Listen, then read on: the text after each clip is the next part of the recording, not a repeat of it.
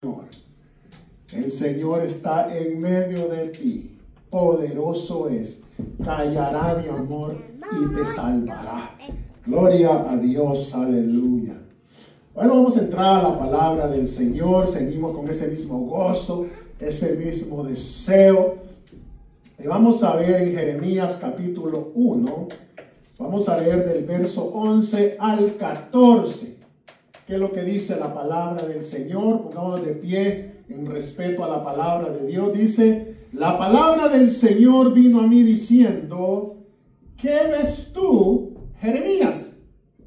Y dije: veo una vara de almendro. Verso número 12. Y dice: y me dijo el Señor: bien has visto, porque yo apresuro mi palabra para ponerla por obra.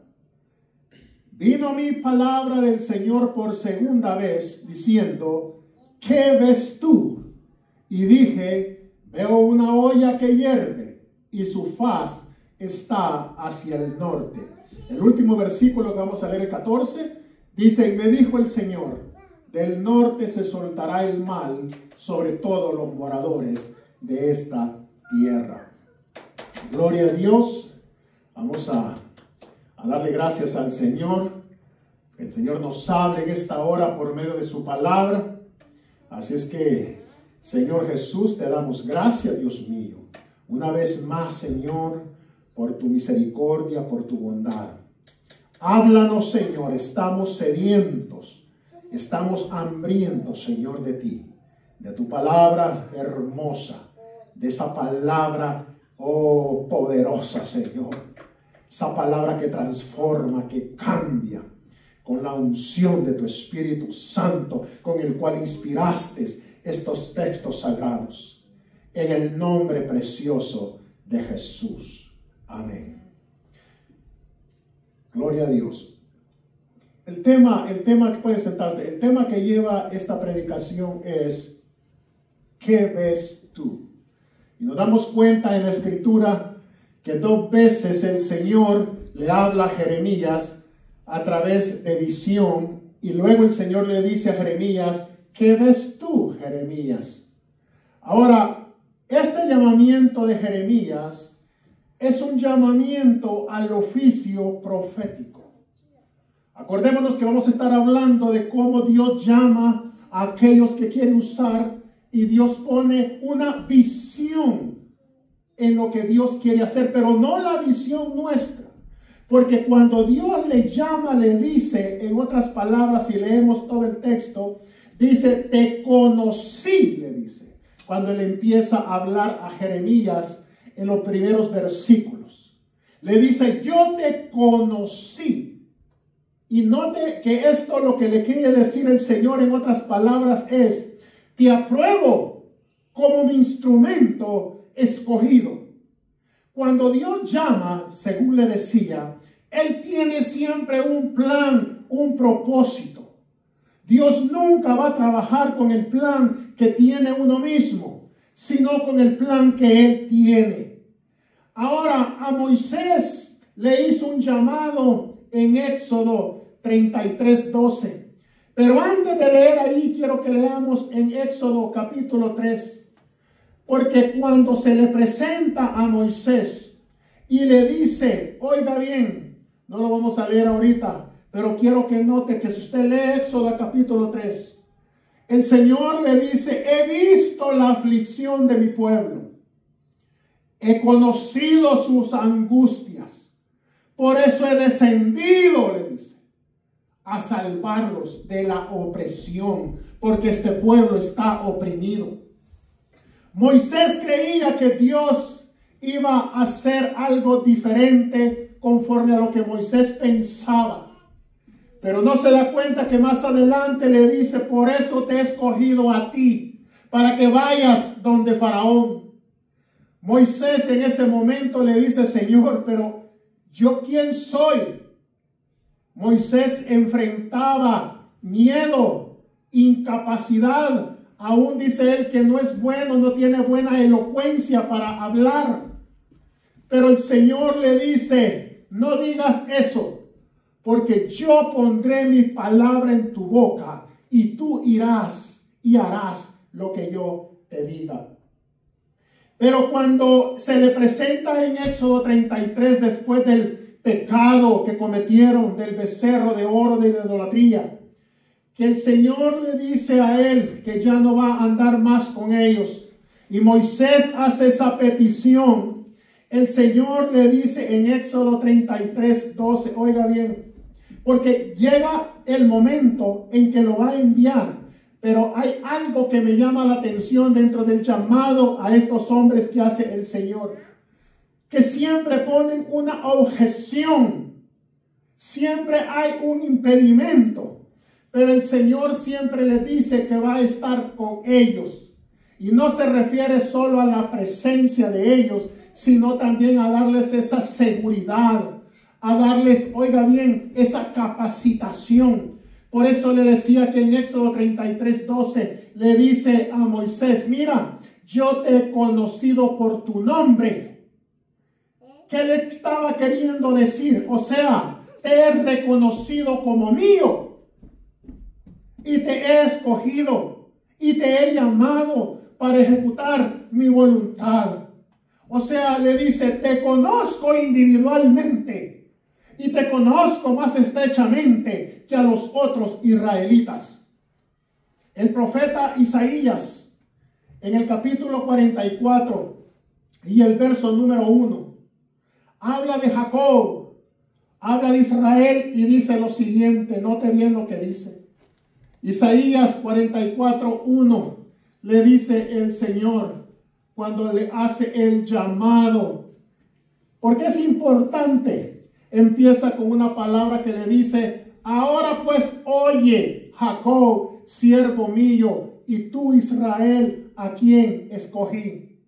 Y note usted que le dice, aunque has pecado, aunque has hecho lo malo delante de mí, aunque has cometido idolatría, y lo llama con un título afectivo. Leemos el verso 2 y le dice, así dice el Señor, hacedor tuyo y el que te formó desde el vientre, el cual te ayudará.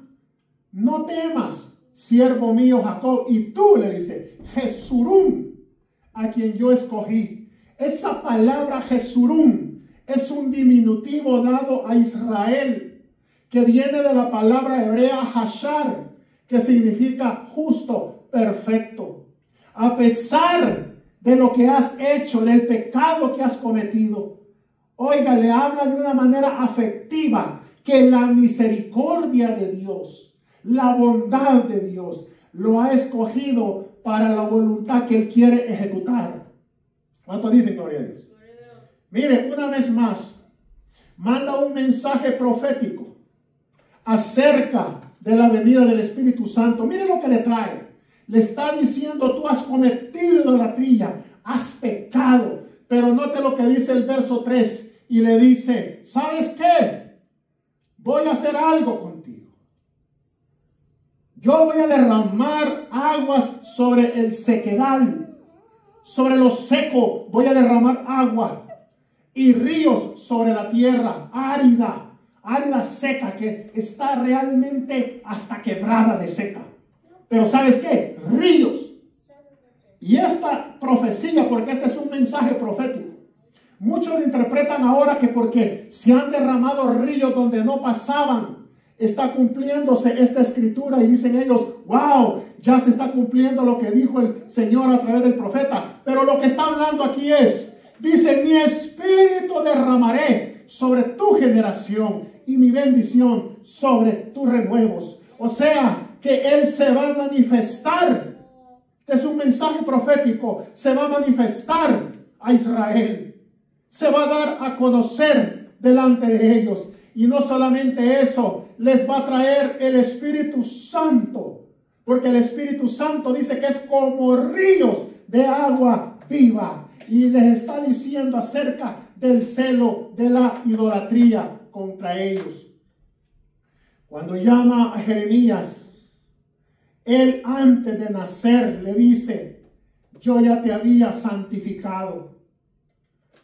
Y note usted cuando volvemos otra vez a Jeremías 1, nos damos cuenta de que él le dice, o sea, yo te he desde antes que te hubieses formado en el vientre de tu madre, yo ya te conocía, ya te había santificado, o sea, ya lo había separado. Y esa palabra es importante, porque cuando el Señor Jesucristo nos llama a nosotros, no solamente nos hace un llamado y dice la Escritura misma, que ya éramos destinados, o sea, ya desde antes de la fundación del mundo, ya habíamos sido llamados. Pero cuando habla de la palabra santificado, o sea que Dios lo había separado al profeta, y una separación del uso común para un uso especial. Y eso es lo que Dios tiene para la iglesia hoy en día. La iglesia tiene que ver que ha sido separada, ha sido santificada, no para un uso común, sino para un uso especial. Y el uso especial, el cual tiene la iglesia, es predicar este evangelio y no quitarle realmente con adornos humanos el poder efectivo que tiene el evangelio. No podemos diluir esta palabra solo por agradar a las personas. No comprometamos el evangelio por agradar a las personas. El evangelio no es una moda que tiene que adaptarse al mundo. El evangelio es algo, Jesucristo cuando lo inspiró en todo, desde Génesis hasta Apocalipsis, el mismo Espíritu Santo, la palabra misma dice que Él es el mismo de ayer, de hoy y por los siglos. El evangelio no es una moda que pasa. El evangelio ha sido predicado y tiene que seguirse predicando hasta que Él venga. Mis palabras no pasarán. Y Él dijo que ni una J, que era la letra más pequeña del alfabeto hebreo, ni una tilde, de ahí todo iba a pasar. El cielo y la tierra iban a pasar, pero su palabra dijo, no pasará. No podemos comprometer el evangelio. No podemos diluir el evangelio. No estamos para agradar a la gente. El apóstol Pedro y Juan, cuando fueron encarcelados, lo primero que le dijeron fue, dejen de predicar en ese nombre. Dejen de predicar en ese nombre. Y ellos dijeron, no podemos. No podemos callar lo que hemos oído y lo que hemos visto. Estaban dispuestos a todo. El apóstol Pablo en Gálatas le dice a la iglesia, si yo tratara de agradar a los hombres, ya no sería siervo de Cristo. Pero ellos sabían el compromiso que tenían de predicar este evangelio. Había un llamado especial. Había un llamado no para un uso común, sino para un uso especial de parte de Dios. Aleluya. Y miren, en el verso 7 de Jeremías 1, así como Moisés le dice, no tengo esa facilidad de hablar. Yo no he escuchado eso, que las personas le dicen, evangelicemos, hagamos la voluntad de Dios. Y muchos callan. Y le voy a decir algo. Yo escuché una vez una predicación de un varón de Dios, donde dice que cuando el silencio se convierte en pecado, el no testificar de las maravillas del evangelio de Jesucristo. Hay muchos que se equivocan contarle su vida a las otras personas para traerlos a la casa de Dios. Y usted puede contar su testimonio de lo que Dios ha hecho en su vida. Pero más que eso, necesitamos darles las buenas nuevas. Decirle al mundo que vive en pecado, que vive en oscuridad, que vive prisionero bajo las garras del enemigo, pero que hay una esperanza, de que hay una solución, que es Cristo Jesús y el evangelio completo. Oiga bien, el evangelio completo. No podemos darle nada a medias, tiene que ser completo. Tiene que haber un compromiso con el Señor. Y muchos dicen, no, es que yo no puedo, no tengo esa facilidad de palabra. No, es que no me escuchan. No, que se me hace difícil. No, que... Y el Señor le dice, mire como le dijo a Moisés, ¿Acaso no soy yo el que hago la boca del hombre? ¿Acaso no soy yo el que pongo palabras en tu boca? Si el Espíritu Santo está en nosotros, es el Espíritu Santo, dice Efesios 3:17, por el poder del Espíritu Santo que nos hace a nosotros, oiga bien, por el poder de Él, no por el mío. Por eso dice, fortaleceos en el Señor y en el poder de su fuerza. Vestidos de toda la armadura de Dios, para que podáis estar firmes contra las acechanzas del diablo. Jeremías, en el versículo 7, él se llama a sí mismo, leyendo el 6, déjalo ahí, pero el 6 dice, no mire que yo soy un niño. En otras versiones dice, yo soy un joven. Los estudiosos de la Biblia dicen que más o menos la edad de Jeremías, cuando tuvo estas visiones que Dios lo llamó, era entre 20 y 25 años. Y él se llama a sí mismo, soy un niño. No tengo la capacidad, no tengo la madurez. La verdad que tengo miedo porque Dios se lo dice más adelante. Él aquí está diciendo, no, yo soy un niño. No tengo esa capacidad, no tengo esa madurez. Siento que no puedo. Todavía no es tiempo. Y él se llama a sí mismo. Jeremías se resiste a aceptar el llamado divino.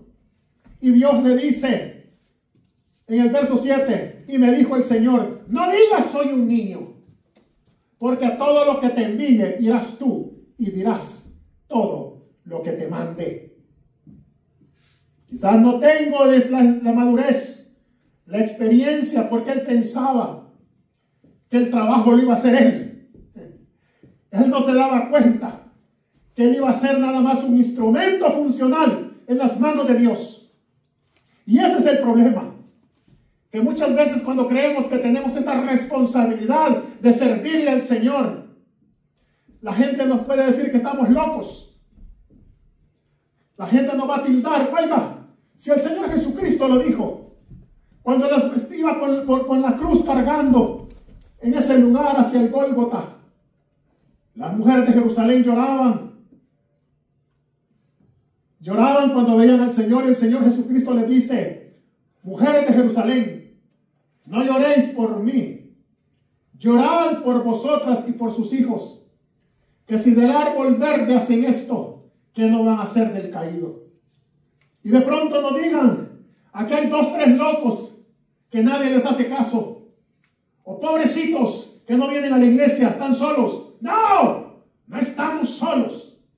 Oh, ¿sabe una cosa? Solos están allá afuera, pero aquí estamos realmente porque tenemos el respaldo del Espíritu Santo de Dios y tenemos sus promesas y sabemos que el día que el Señor venga, el mundo se va a llevar una sorpresa, pero la iglesia va a ser levantada en ese arrebatamiento. Amén, gloria a Dios. Oh, reíd ahora, porque después llorarán. Gloria a Dios.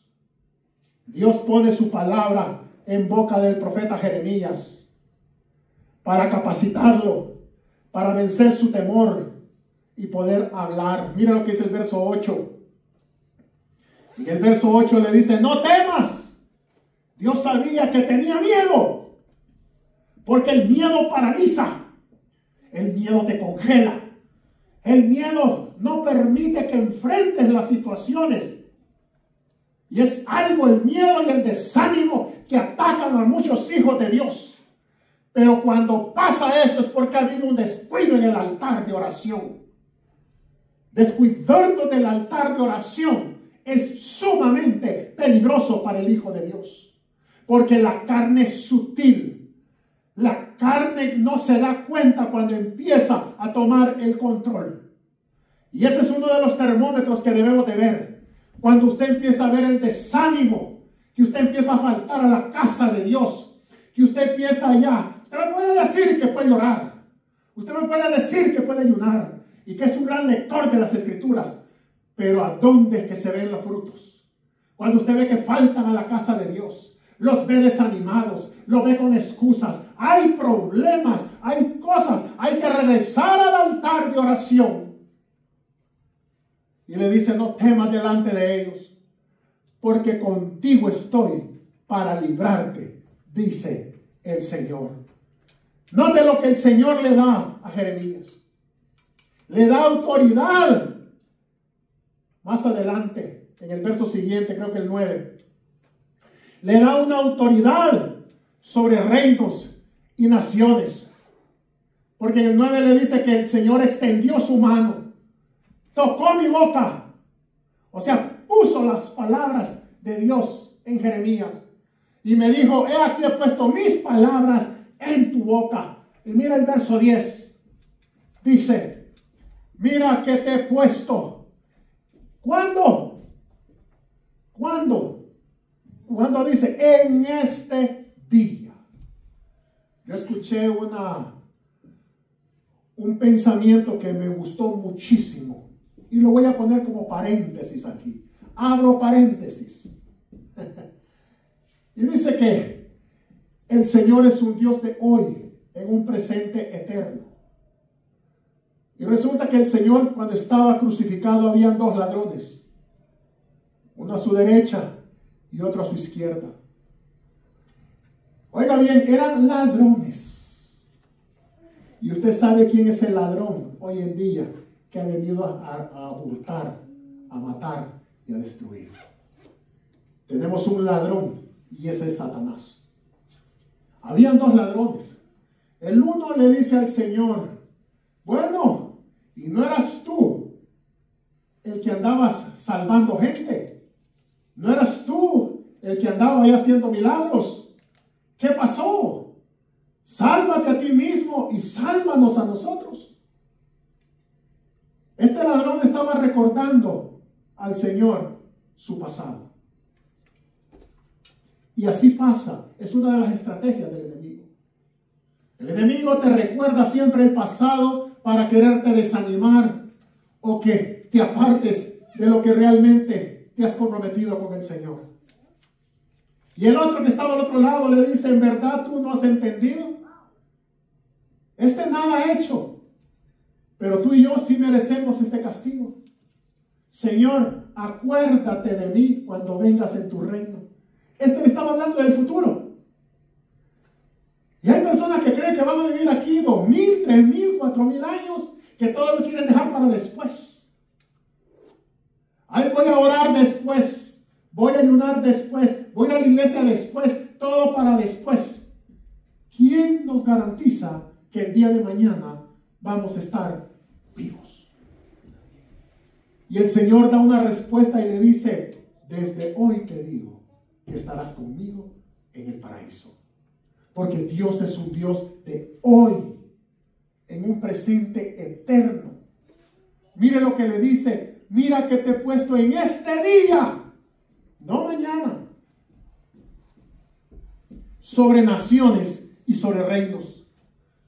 Y aquí hay 6 cosas que va a hacer el Señor. O sea, que lo puso como supervisor para vigilar. Y le dijo para arrancar y para destruir. Vayan buscando Mateo 15:13. Para arruinar y para derribar. Para edificar y para plantar. Aquí hay 4 sinónimos de destrucción. Y hay 2 de edificación. O sea que el mensaje de Jeremías iba a ser predominante de advertencia, de juicio que iba a venir. Y esta palabra me llamó la atención, arrancar, porque son 4 advertencias de juicio y al final 2 de edificación.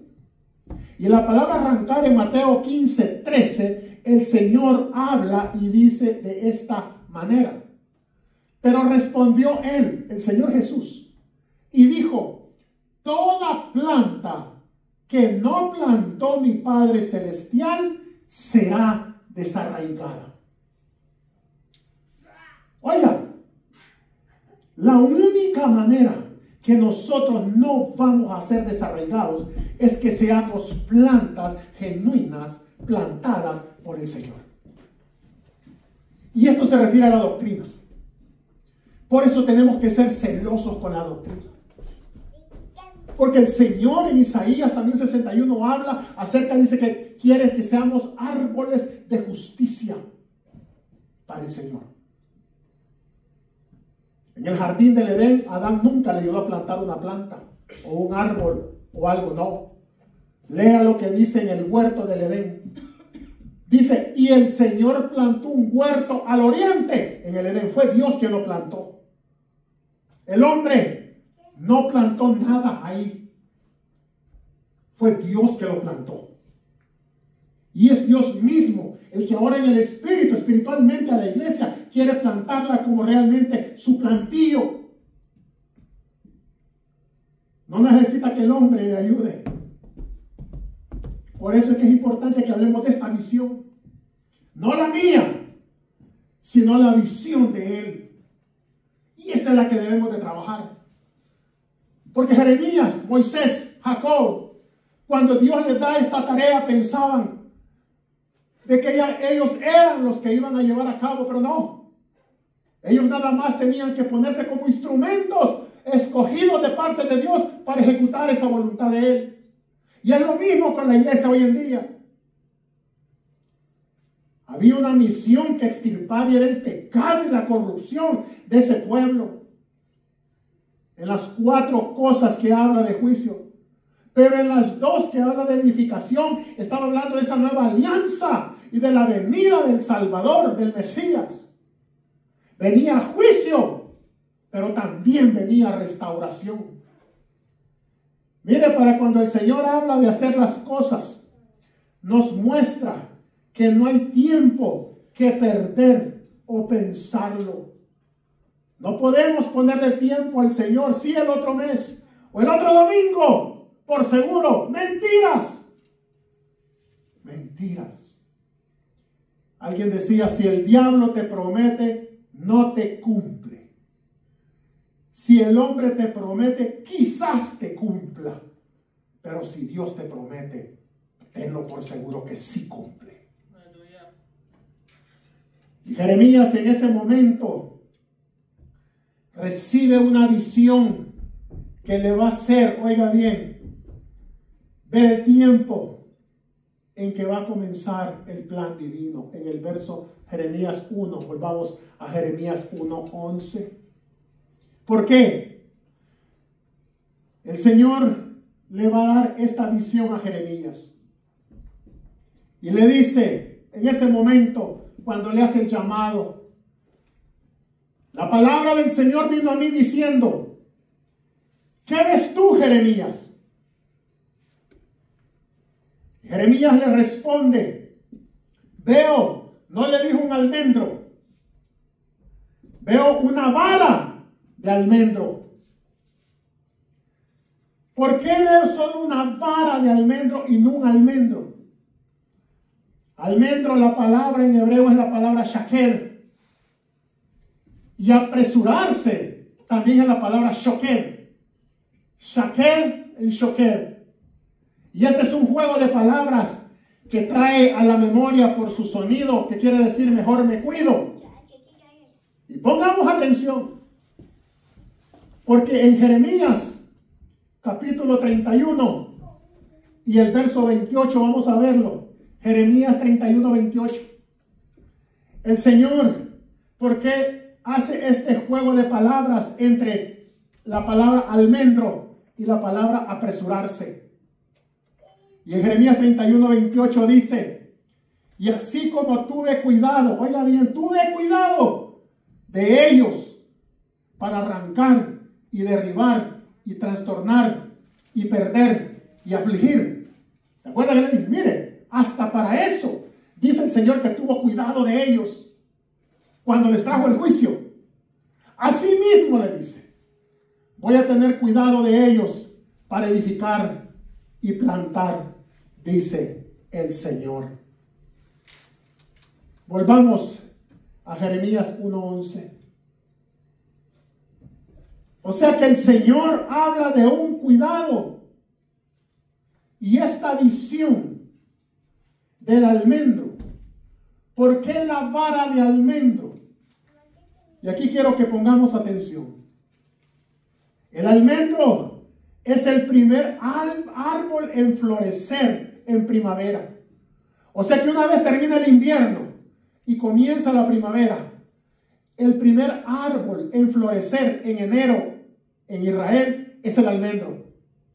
Y en marzo está dando ya sus frutos. Entonces, la primera palabra almendro o shaker significa, esa palabra almendro significa shaker, el despertador, por su temprana forma de empezar a florecer y dar frutos una vez termina el invierno. Y note usted que esto es un símbolo de que Dios no va a tardar en ejecutar sus propósitos divinos. Lo va a hacer pronto. Esta visión la va a ejecutar pronto.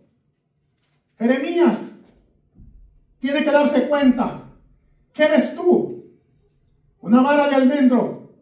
Pues lo que significa es que yo voy a tener mucho cuidado de que esto se va a llevar a cabo pronto.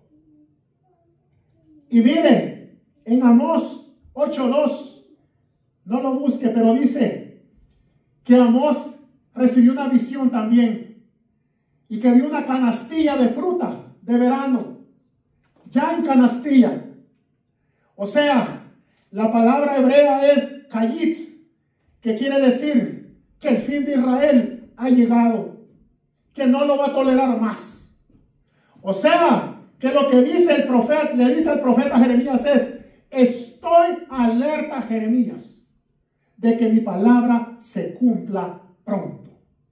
Y el nombre de esa planta representa ese recordatorio de que Dios estaba atento, observando, oiga bien, el cumplimiento de su palabra. Entonces ya estaba clara esa visión. Dios no retarda su promesa como algunos la tienen por costumbre, sino que no nos aprovechemos. Hay una escritura que dice, no la tengo en este momento, que no nos aprovechemos ni nos burlemos de la longanimidad de Dios, o sea, de su bondad. Porque hay gente que cree que porque la palabra dice que Dios dice que dice la palabra, hay que ser explícito. La palabra no dice que Dios la tiene por tardanza. Dice, algunos la tienen por tardanza. No Dios. Y cuando vemos el texto aquí de la primera visión que le da Jeremías del almendro, nos damos cuenta de que Dios, aún en este tiempo, sigue teniendo mucho cuidado de lo que Él ha dicho. ¿No se ha fijado usted que cuando usted lo van a llamar a una corte o a un juez y usted va a ser testigo de algo que usted vio ocularmente y hay más testigos que han recogido y los van a pasar a uno por uno para que dé versión de lo que vieron? De pronto no van a hablar lo mismo en cuanto a lo que sucedió, pero sí va a ser el mismo hecho, pero en versión diferente, pero van a hablar del mismo hecho. Pero una de las cosas que vamos a tener cuidado es de que cada palabra que digamos en una corte, vamos a tener mucho cuidado de lo que vamos a decir, porque eso va a quedar grabado. Y eso es una evidencia para el juicio que se va a llevar a cabo. Muchas veces tenemos cuidado de hablar con otras personas que no conocemos, o siempre tenemos cuidado de lo que decimos. Pues esta palabra, almendro, es la palabra, oiga bien, despertador, pero quiere decir de que el Señor va a llevar temprano o tarde su juicio al tiempo que Él lo va a llevar, pero que no se le va a olvidar. Él va a tener cuidado de lo que dijo, porque se va a cumplir. Yo no sé si usted cree que el Señor dijo que Él va a venir por su iglesia. Y Él tiene cuidado de lo que ha dicho, y le guste o no le guste, crea o no crea, se va a cumplir. Él dijo que va a venir. Hay promesas en la palabra de Dios, hay mandamientos que cumplir. Y Él tiene cuidado de lo que ha dejado escrito. Tan cuidadoso es de lo que Él ha dicho, que cuando usted lee en Lucas capítulo 12, capítulo 44 al 48, dice que es la misma palabra que Él ya habló, la que nos va a juzgar en el día postrero. Y cuando usted va a Apocalipsis 20:11, dice que lo primero que Él abre son los libros. Porque vamos a ser juzgados, dice, por lo que está escrito en los libros. Hasta ahí tiene cuidado el Señor de lo que ya dijo. Él no cambia. Él es inmutable. Su palabra es firme. Acuérdate lo que le dije, cielo y tierra pasarán, pero su palabra no pasará. Así como la dejó escrita, así sigue activando su poder a través de ella, transformando. Pero así se va a cumplir lo que Él ha dicho al tiempo que Él ha dicho. En la segunda visión que le pregunta nuevamente, en el verso número 12, le dice a Jeremías 1:12. 1:12. Me dijo el Señor, bien has visto, porque yo apresuro mi palabra para ponerla por obra. Y en el verso número 13, le dice por segunda vez, vino a mí palabra del Señor por segunda vez diciendo, ¿qué ves tú?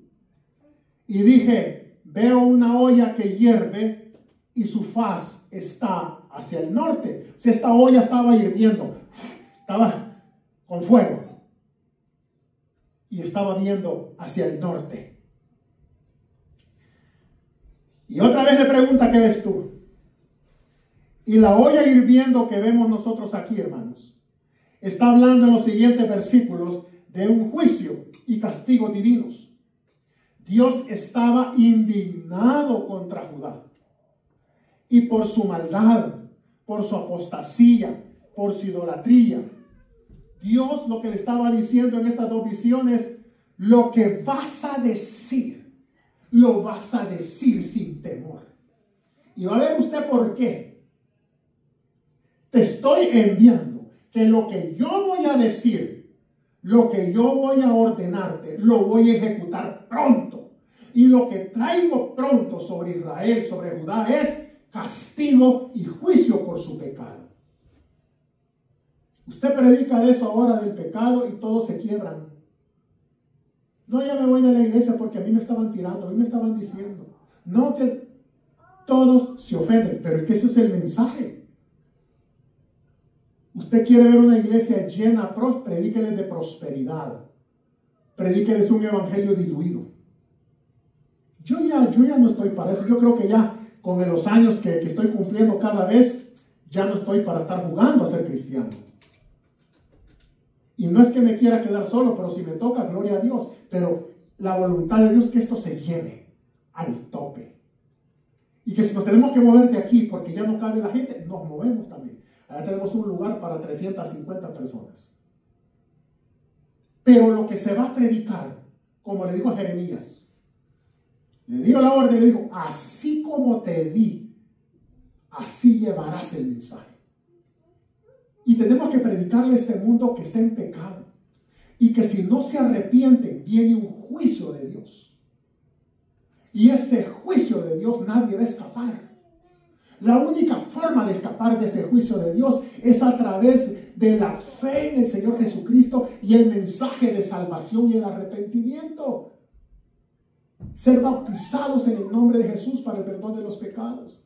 Siendo llenos de la promesa del Espíritu Santo con la evidencia de hablar en otras lenguas. Para escapar de lo que viene el día de la ira del Señor. ¿Cuántos dicen gloria a Dios? Y mire, le dice esto a Jeremías. Pero en el verso 17 le da una orden con una advertencia. Como diciendo, si no les hablas como yo te digo, voy a hacer que tú tiembles delante de ellos, que tengas miedo. Oiga, tú pues, le dice, ciñe tus lomos. Los lomos, ceñirse era amarrarse bien con el cincho, con las cuerdas que ellos usaban. Cíñete como hombre, levántate y háblales todo cuando te mande, Porque no era la palabra de Jeremías, es que Dios ya había puesto la palabra en Jeremías. Y aquí no es lo que yo quiera decir de Jesucristo, porque Él ya dejó escrito, y no solo en mi boca, sino que el mensaje tiene que estar en el corazón para predicar lo que está escrito. Entonces le dice, no temas delante de ellos. Y el enemigo va a querer desanimarte. El enemigo va a querer ponerte temor. No tenga miedo, le dice, para que no te haga yo quebrantar delante de ellos. Para que no haga que tú, oiga bien, no iba a ser el enemigo que le iba a poner miedo, sino que yo te voy a poner que les tengas miedo a ellos. Así de serio estaba la cosa. Ah, pero es que ese es el Antiguo Testamento. Pues noticias, iglesia. Ellos tenían oiga bien, todavía no tenían la revelación que usted y yo tenemos del nombre de Jesús, del Dios verdadero. Todavía no conocían el nombre. Todavía el Evangelio no había sido revelado. Ahora tenemos el Evangelio. Es mucho más compromiso el que tenemos hoy en día. Por eso dice la palabra que el que se le da más, se le va a pedir más. Y la iglesia ha recibido doble de la mano del Señor, dice Isaías 40. Porque doble han recibido de la mano del Señor. Hemos recibido doble. Israel, cuando sus profetas hablaban, todavía no tenían esa claridad que tenemos nosotros del Evangelio. A pesar que ellos no quisieron recibir este Evangelio, pero doble hemos recibido de la mano del Señor. Ahora la pregunta, y con esto quiero ir terminando. Faltan todavía como 3 páginas. Pero la pregunta personal que Dios nos hace a usted y a mí y a los que están, vamos a escuchar este mensaje, es el siguiente. ¿Qué ves tú? ¿Qué ves tú? Así como le dijo a Jeremías 2 veces. ¿Qué ves tú, Jeremías?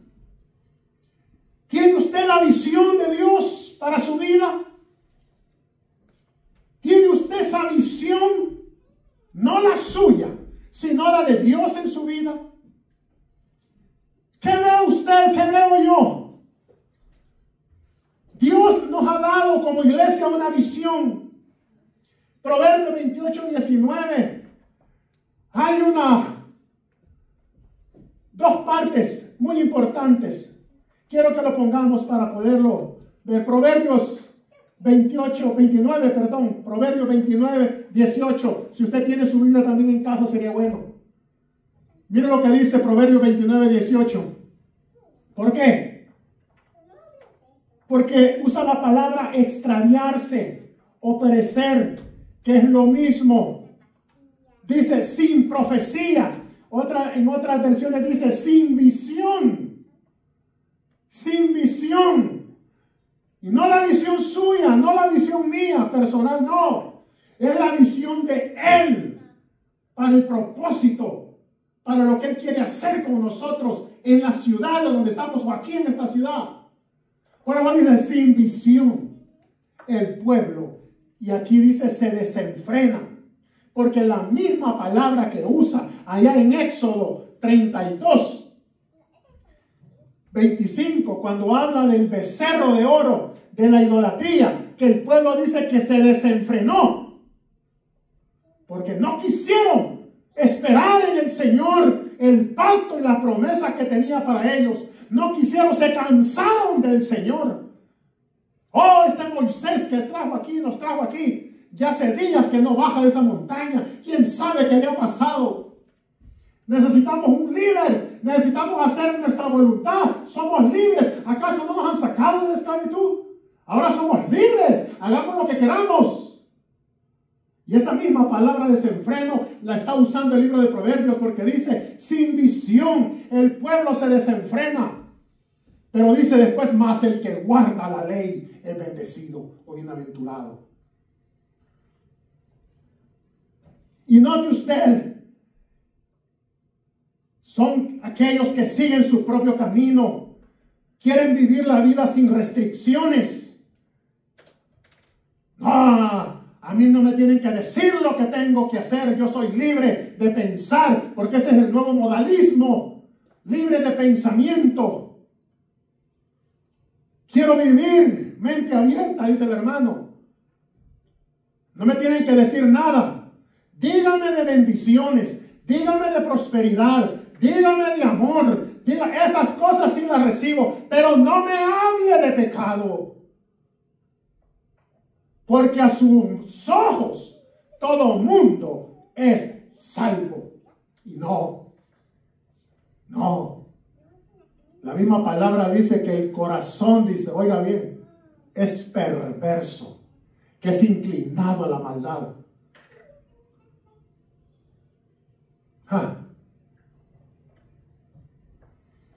No queremos seguir las directrices de Dios. Eso fue lo que ha pasado. Tenemos ejemplos en la palabra misma. Mira lo que dice segunda de Pedro 1:19, es la última escritura que vamos a ver. Segunda carta del apóstol Pedro, capítulo 1 y el verso 19. Gloria a Dios.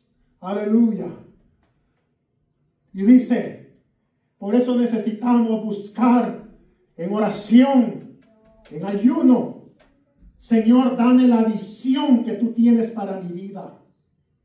Tú le diste a estos hombres que escogiste para un propósito especial que tú tenías con ellos. Haz un propósito especial en mí. Dame la visión tuya para mí, para esta ciudad. Todo el mundo hablamos que Dios tiene un propósito para cada quien. Una visión, pero no la buscamos cuál es. No buscamos cuál es esa visión o ese propósito que Dios tiene para nosotros. Estos hombres la buscaron, dice. Buscaron el propósito de Dios. Y el apóstol Pedro nos dice, oiga bien,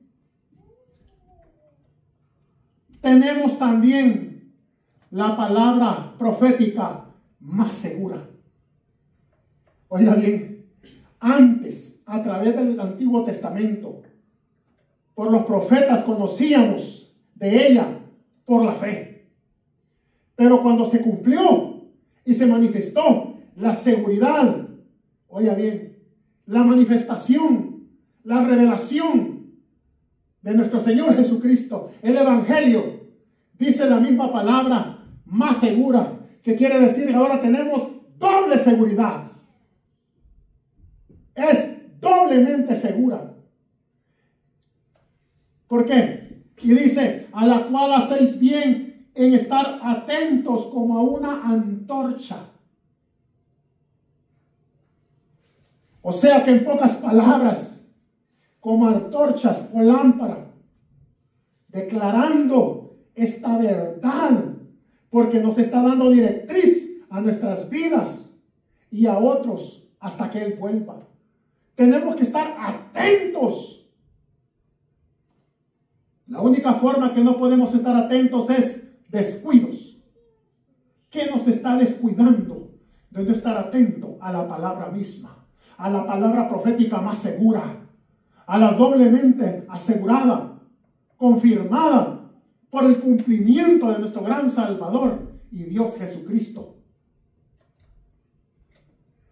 ¿Hasta cuándo? Hasta que el día esclarezca y el lucero de la mañana salga en vuestros corazones, hasta que Él venga por nosotros. Si no está esperando, todavía no le ha amanecido. Porque dice que hasta el día esclarezca y el lucero de la mañana salga en vuestros corazones. Si no le ha amanecido, si se ha descuidado, si ha desatendido sus compromisos con el Señor, es mejor que empecemos a buscar. ¿Qué ves tú? Si usted me hiciera la pregunta a mí, yo le diría que lo que veo es un mundo que no tiene visión de Dios.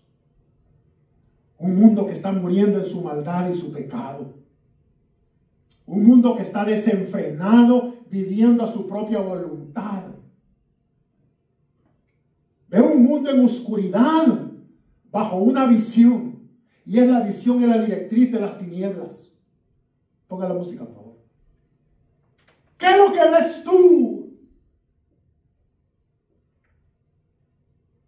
Veo un mundo que está entretenido, donde les están dando falsas esperanzas de un mundo mejor, feliz y próspero.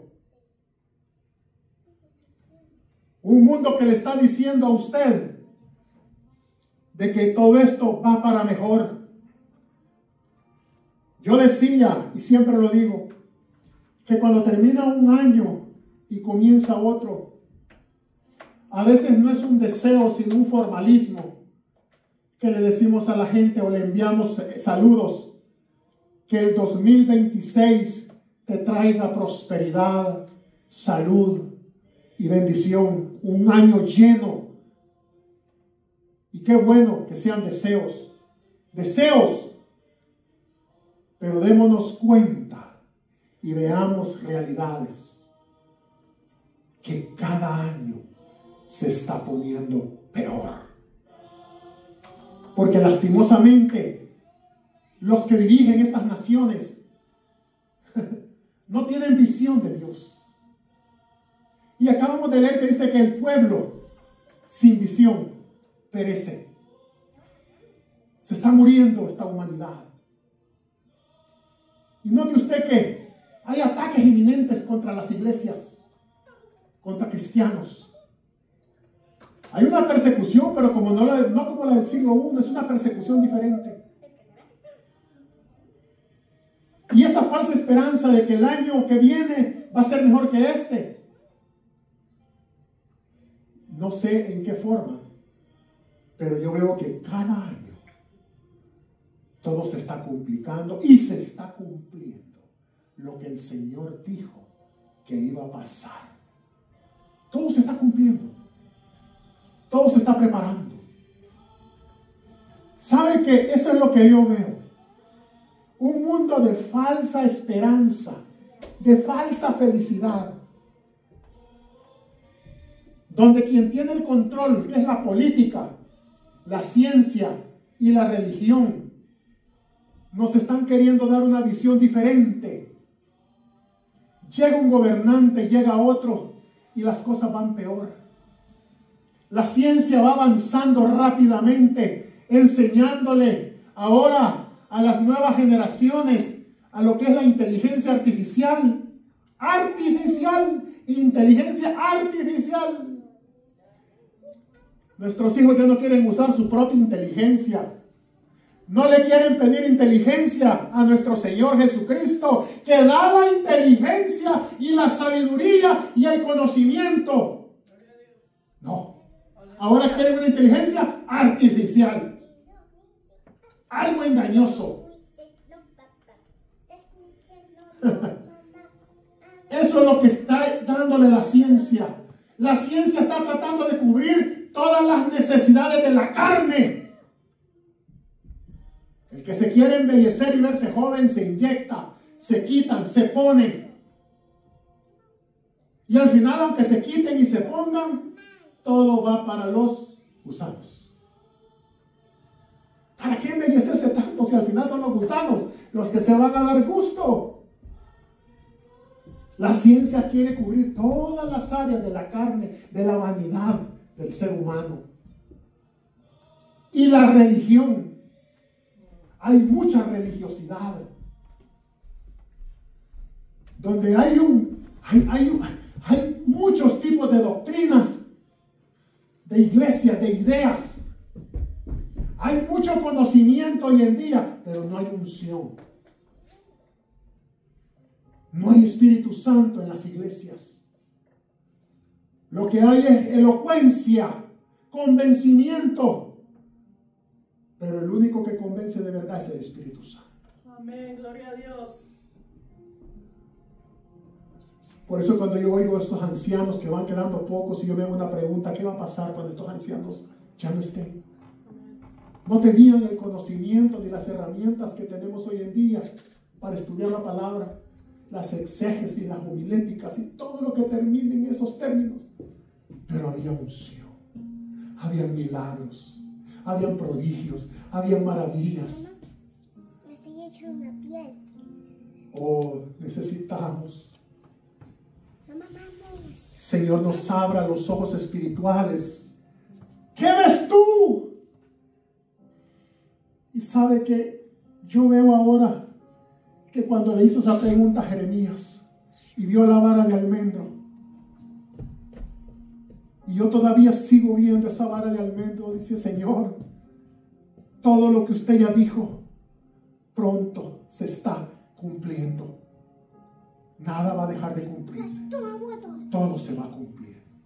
¿Y sabe qué es lo que viene después del cumplimiento? En este momento estamos viendo nosotros que el Señor está restaurando, está salvando, está sanando.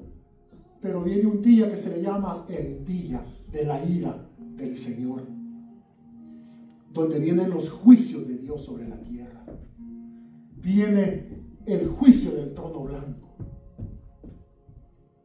Yo le hago el llamado en esta hora, que abramos los ojos y nos demos cuenta que lo que está pasando alrededor nuestro es grave, es grave. Yo pienso mucho en mis hijos y le digo yo: ¿qué clase de mundo les está tocando o les va a tocar? Pero a la vez siento una esperanza, una seguridad cuando digo: si yo los encamino por este camino, no solo de palabras, sino con el ejemplo, yo sé que ellos van a tener esa esperanza y Dios los va a guardar en el nombre de Jesús. Aleluya. Vamos a orar entonces.